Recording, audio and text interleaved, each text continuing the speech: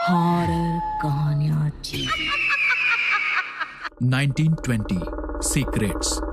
कमल एक नामी नेता है और अपने लोगों के साथ बैठकर बातें कर ही रहे होते हैं कि तभी उसके घर चीखते चिल्लाते हुए अमित आता है और कहता है, खूनी, आखिर तूने मार ही दिया ना मेरी कामिनी को। खूनी, मैं तुझे सजा दिलवा कर ही रहूंगा। तुम लोग देख क्या रहे हो? उठाकर इसको बाहर फेंक दो। बड़ा आया सजा दिलवाने वाला। कमल के आदमी अमित को धक्का देकर घर से बाहर कर देते हैं।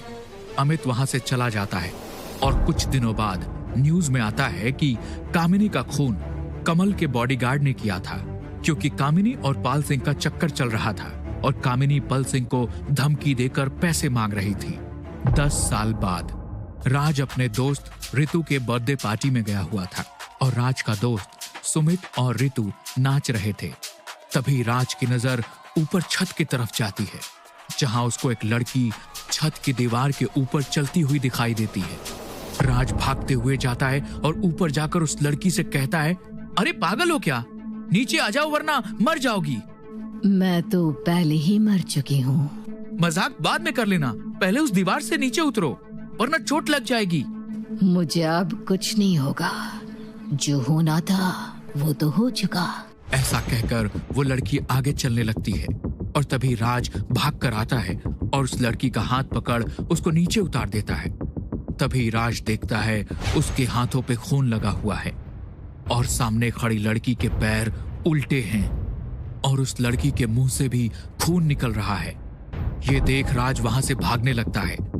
तभी सामने से वो अपने दोस्तों से टकराता है और राज को ऐसा डरा हुआ देख उसके दोस्त रितु और सुमित हंसने लगते हैं और कहते हैं, राज की शक्ल देखो, पूरा रंग ही उड़ गया है इसका तो। अरे मोहिनी, इतना नहीं डराना था। अरे सॉरी राज, मुझे ऐसा करने के लिए ना रितु ने कहा था। मैं तो पहले से ही जानता था कि तुम नाटक कर रही हो। मैं कौन सा तुमसे डर गया? देखो, क्या मैं डरा हुआ लग रहा हूँ? और वैसे भी आज रात हम कमोरा के जंगल में जा रहे हैं, वहाँ देखते हैं कौन डरता है जब असली भूतों से सामना होगा। असली भूत? अरे कुछ नहीं, असल में हम लोगों ने सुना है कि कमोरा के जंगल में भूतों का वास है, तो हम लोग वही देखने जा रहे हैं। तुम भी हमारे साथ चलो ना, बहुत मजा आएगा। मोहिनी पहले तो जाने को मना करती है, लेकिन राज के कहने पे वो जाने को तैयार हो जाती है और सभी दोस्त मिलकर कमोरा के जंगल के लिए निकल जाते हैं। और कुछ ही देर में वो लोग अपने होटल में पहुंच जाते हैं, जहां उन्हें रामू मिलता है, जो कि वहां का नौकर था। रामू, क्या सच में यहाँ भूत रहते हैं? जी साहब जी, सुना तो मैंने भी, लेकिन आज तक किसी भूत से मुलाकात नहीं हुई है। कोई नहीं, आज ही हम आपकी मुलाकात करवा देंगे। अरे नहीं, हम तो बहुत डरते हैं। वैसे भी आप लोगों की तरह यहाँ पर एक और साहब रहने आए हैं और वो भूतों को पकड़ने आए हैं। और तभी अचानक ही वहाँ की लाइट चली जाती है और चारों तरफ अंधेरा हो जाता है और हल्की सी चांद की रोशनी में सभी देखते हैं कि एक बड़ा लंबा सा आदमी उनकी तरफ ही चला आ रहा है, जिसके एक हाथ में भेड़िए का सर होता है और दूसरे हाथ में बड़ी सी कुल्हाड़ी। ये देख रितु डर के मारे चीखने लगती है। भागो यहाँ से, ये जरूर कोई भूत है। उसके सभी दोस्त डर कर पीछे होने लगते हैं। तभी लाइट आ जाती है और रामू कहता है, अरे ये तो प्रताप सर हैं, जिनके बारे में बताया था कि वो भूत पकड़ने आए हैं। अरे तो भूतों को मारे, इन्होंने तो एक जानवर को मार रखा है। अरे नहीं, ये तो एक नकली सर है, दूसरे जंगली जानवरों को डराने के लिए। लेकिन देखकर तो लगता है तुम लोग भी डर गए हो। प्रताप से बात कर राज और उसके दोस्त सोने के लिए अपने अपने रूम में चले जाते हैं, जहां राज और सुमित एक कमरे में और मोहिनी और रितु एक कमरे में रुके होते हैं। और रितु सोने ही जा रही होती है, फ्रेश होने के लिए वॉशरूम जाती है और अपना चेहरा धोने लगती है। और जैसे ही शीशे में खुद को देख रही होती है, वैसे ही शीशे वाली रितु एक शैतानी हंसी हंसने लगती है। और रितु ये सब देखकर डर जाती है और भागकर रूम में आती है और मोहिनी को उठाने लगती है, जो अपने बेड पर सो रही थी। मोहिनी जल्दी उठ, यहाँ कुछ अजीब है। मोहिनी। रितु के उठाने पर भी जब मोहिनी नहीं उठ रही होती है, तब रितु चादर हटाकर देखती है, वहां कोई नहीं था और तभी उस बेड के ऊपर एक एक बूंद खून टपकने लगता है। जैसे ही ऋतु छत की तरफ देखती है जहां से खून गिर रहा था, तो एक झटके से ऋतु जमीन पर गिर जाती है, क्योंकि मोहिनी छत के ऊपर उल्टी होकर चल रही थी और उसका शरीर एकदम सड़ा हुआ था और उसकी खाल निकल रही थी। यह सब देख ऋतु जोरों से चीखती है। उसकी आवाज सुन उसके दोस्त भागते हुए ऋतु के पास आते हैं और कहते हैं, क्या हुआ ऋतु, तुम ऐसे चीख क्यों रही थी? वो मोहिनी छत पे उल्टी चल रही थी। अरे अब तो बकवास मत कर, पहले ही तुम लोग मेरा मजाक बना चुके हो, और कम से कम झूठ तो ऐसा बोलो जो झूठ लगे। मैं झूठ नहीं बोल रही हूँ, मैंने खुद देखा, उसके मुंह से खून निकल रहा था और बेड पे गिरा था। अरे तू क्या कह रही है? मोहिनी तो हम दोनों के साथ ही थी। हम लोग कल घूमने का सोच रहे थे तो मोहिनी भी आ गई और ये तब से हमारे साथ ही है। हाँ ऋतु, तुम वॉशरूम गई थी तो मैं इन दोनों के पास ही गई थी। लेकिन वो बेड पे खून। ऐसा कहकर ऋतु सभी को बेड पे पड़ा खून दिखाने लगती है, लेकिन वहां कोई खून नहीं था। इसके बाद सभी इसको ऋतु का सपना मानकर सोने जाने लगते हैं। तभी राज मोहिनी को रूम से बाहर आने का इशारा करता है और मोहिनी के पास जाकर कहता है, मोहिनी सॉरी, वो शायद ऋतु सपने में डर गई होगी, इसलिए ये सब बोल रही है, और अगर कुछ भी जरूरत लगे तो मुझे जरूर बताना, मैं यहीं पास में हूँ। और हाँ, ये लो, ये चाकू अपने पास रखो सेफ्टी के लिए। ओह थैंक यू राज, तुम सच में बहुत अच्छे हो। अपना हाथ आगे करो, मैं भी तुम्हें कुछ देना चाहती हूँ। ऐसा कहकर मोहिनी एक काला धागा राज के हाथों में बांध देती है और कहती है, ये हर वक्त तुम्हारे साथ होगा। उसके बाद मोहिनी वहां से अपने रूम में चली जाती है और काले धागे को बंधवाकर राज भी खुश होता हुआ अपने कमरे में आ जाता है और सुमित और राज दोनों ही सो जाते हैं। रात के करीब 3 बजे उनकी खिड़की पे कोई हाथ मारता है। तब सुमित की नींद खुल जाती है और वो खिड़की के पास जाकर देखने लगता है।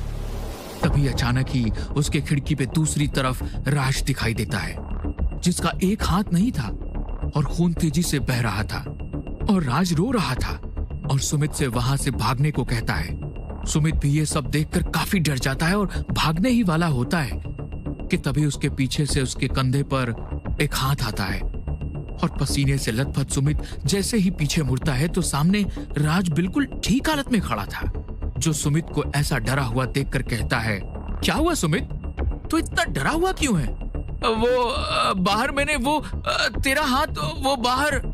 क्या हुआ, क्या कह रहा है, क्या है बाहर? राज खिड़की से बाहर देखता है लेकिन उसे कुछ भी दिखाई नहीं देता है। राज सुमित को समझाता है कि उसने कोई बुरा सपना देखा होगा और उसको सोने का कहकर राज अपने कमरे से बाहर जाकर हॉल में देख रहा होता है। तभी राज के चेहरे के ऊपर खून गिरता है और जैसे ही ऊपर की तरफ देखता है कोई चीज वहां से तेजी से भागते हुए आगे चली जाती है। राज भी उसके पीछे जाता है और तभी वो देखता है होटल के बाहर जमीन में से अजीब सी आवाज आ रही है। राज उसके पास जाता है और जैसे ही उस जमीन पे हाथ रखने वाला होता है, जमीन के अंदर से एक जला हुआ हाथ बाहर निकलता है और राज के हाथ को पकड़कर जमीन में खींचने लगता है। ये देख राज जोरों से चीखता है और उसकी आवाज सुन प्रताप उसकी मदद के लिए आ जाता है और राज को पकड़कर उस जगह से दूर ले आता है। और तब तक उसके दोस्त भी आ जाते हैं और ये सब उसके दोस्त भी देख लेते हैं। मैंने कहा था ना राज, यहाँ भूत है, चल अभी चलते हैं यहाँ से। हाँ, वो भूत हम सबको मार देगा। नहीं, तुम लोग अगर यहाँ से कहीं भी गए तो वो भूत तुम्हें मार देगा, क्योंकि जब तक तुम सब साथ हो वो कुछ नहीं करेगा। हम सब मिलकर उस भूत को पकड़ सकते हैं। हाँ ये ठीक है, मैं इसके लिए तैयार हूँ। मैं भी। लेकिन हमें कुछ हो गया तो? कुछ नहीं होगा, मैं हूँ तुम लोगों के साथ और हमें पहले ये पता करना होगा कि ये भूत चाहता क्या है। ऐसा कहकर प्रताप एक कमरे में अपना वीडियो रिकॉर्डर रख देता है और उस कमरे में एक मांस का टुकड़ा रख देता है और तभी वहां की लाइट एक बार फिर चली जाती है और कुछ ही देर में आ भी जाती है और सभी देखते हैं कि उस कमरे का दरवाजा खुला हुआ है। सभी लोग जब उस कमरे में जाते हैं तो देखते हैं कि वो मांस का टुकड़ा गायब है और तब प्रताप सभी की रिकॉर्ड की हुई वीडियोस देखता है जिसमें राज उस कमरे में उल्टा होकर चलते हुए आता है और मांस के टुकड़े को खा जाता है। ये देखकर सभी डर जाते हैं। जैसे ही सब राज की तरफ देखते हैं तो राज वहां होता ही नहीं है और एक बार फिर लाइट चली जाती है। सभी इधर उधर भागने लगते हैं और जैसे ही लाइट आती है सभी को वहां रितु की लाश दिखाई देती है। ये देख सब डर जाते हैं और तब सुमित फोन करके राज के पापा को यहाँ बुलवाता है और राज के पापा कमल भी आ जाते हैं और अपने बेटे की वीडियो देखकर वो भी डर जाते हैं। तब प्रताप उन्हें कहता है, देखिए कमल जी, अगर आप राज को बचाना चाहते हैं तो हमें उस आत्मा के यहाँ आने की वजह पता करनी होगी और ऐसा तब होगा जब हम उसे कोई सच बताएं, तब आत्मा भी अपने यहाँ आने का सच बता देगी। कमल इस विधि के लिए मान जाता है और विधि शुरू हो जाती है, जहां एक गोले में सभी लोग एक दूसरे का हाथ पकड़कर खड़े थे और तब राज, जो अब एक आत्मा के कब्जे में था, वो उल्टा होकर उस गोले के आसपास घूमने लगता है और कहता है, बताओ कमल, अपना सच बताओ। आज के कई साल पहले मैंने एक बेगुनाह को मौत की सजा दिलवाई थी। अमित नाम का एक आदमी मुझसे बदला लेने के लिए उसने अपनी ही पत्नी को मार दिया और मुझ पे खून का इल्जाम लगाया और मैंने खुद को बचाने के लिए अपने बॉडीगार्ड को पैसे दिए और उसकी बेटी को अच्छी जिंदगी देने का कह दिया, तो पाल सिंह ने वो खून अपने सर पे ले लिया, लेकिन मैं उसकी बेटी का ध्यान नहीं रख पाया और वो कहीं गायब हो गई। नहीं, ये सच नहीं है। पूरा सच ये है कि तुमने मेरी माँ को मार दिया था और मेरे पापा को मारने के लिए गुंडे भेजे थे। तब मैं और मेरे पापा छुप कर रहने लगे और जब मैं बड़ी हुई तो उन्होंने मुझे तुम्हारे सच के बारे में बताया और तुमसे बदला लेने के लिए उन्हें काली विद्या का सहारा लेना पड़ा। वो खुद एक आत्मा बन गए और आज जो राज का हाल है इसकी वजह तुम हो। तुम्हारे किए जुर्म की सजा ही राज को मिली है और अब राज की मौत से ही मेरे पापा को शांति मिलेगी। तुम कौन हो? अमित के बारे में कैसे जानती हो? मैं उनकी बेटी हूँ। नहीं, अमित और कामिनी की कोई बेटी थी ही नहीं। या तो तुम झूठ बोल रही हो या अमित ने तुम्हें झूठ कहा है। ये सुनते ही मोहिनी हैरान रह जाती है और तभी राज वहां तूफान ला देता है, जिससे सभी लोग गोले से बाहर आ जाते हैं और राज कमल का गला पकड़ लेता है और तभी सामने मोहिनी आ जाती है और वो अमित से सवाल करने लगती है। पापा, क्या ये सब सच है जो कमल ने कहा? पापा बताओ, पापा कुछ बोलो ना।